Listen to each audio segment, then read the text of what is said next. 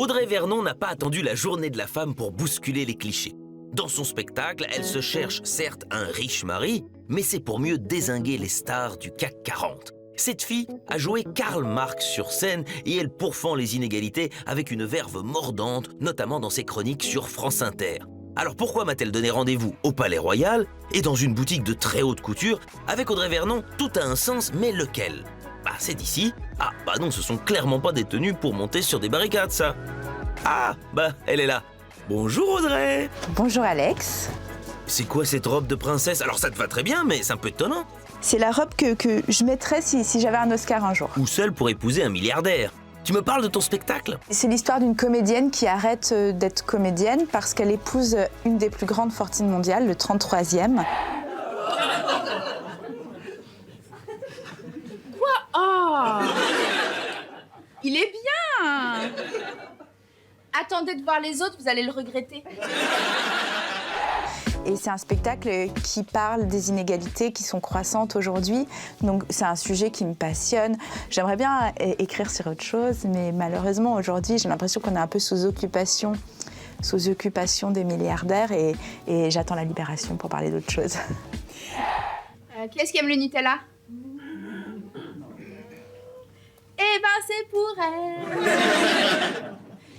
Elle est rentrée cette année dans la liste de Forbes parce que son mari, Michel Ferrero, est mort l'année dernière pour la Saint-Valentin. Il a fait exactement le cadeau que je voulais. 40 milliards. C'est quoi cette liste Forbes? Il y a une liste qui sort au mois de mars tous les ans et qui récapitule le nom des milliardaires par ordre décroissant avec leurs photos et leurs fortunes. Donc tu as la liste, mais tu as aussi la technique pour choper un milliardaire. Tu nous expliques? Disons, il faut savoir parler des matières premières. On peut faire de la pole dance aussi, ça peut être utile. Il faut lire le How to Spend It. Surtout, il faut apprendre à parler jet. Par exemple, on ne prend pas l'avion à Roissy ou à Orly.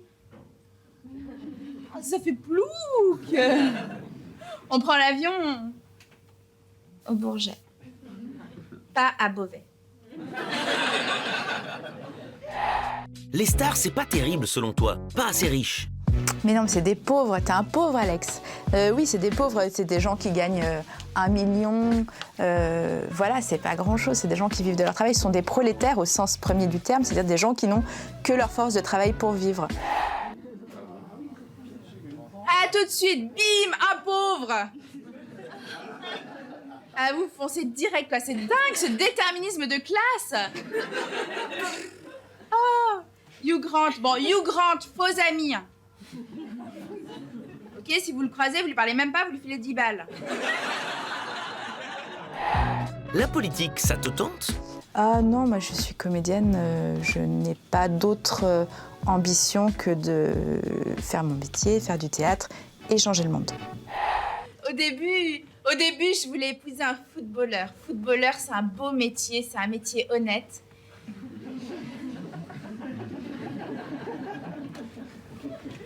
C'est déjà mieux que banquier. Il joue avec un ballon, au moins pas avec l'argent des gens. Mais les footballeurs, ils épousent des mannequins, j'ai pas le profil. Et puis je suis trop vieille, j'ai 35 ans. En actrice, c'est super vieux, tu multiplies par 7.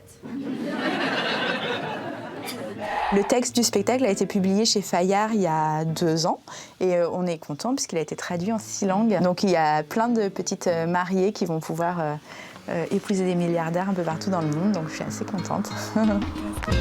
Audrey Vernon parle économie, politique, mariage et pole dance tous les dimanches à la Nouvelle Scène.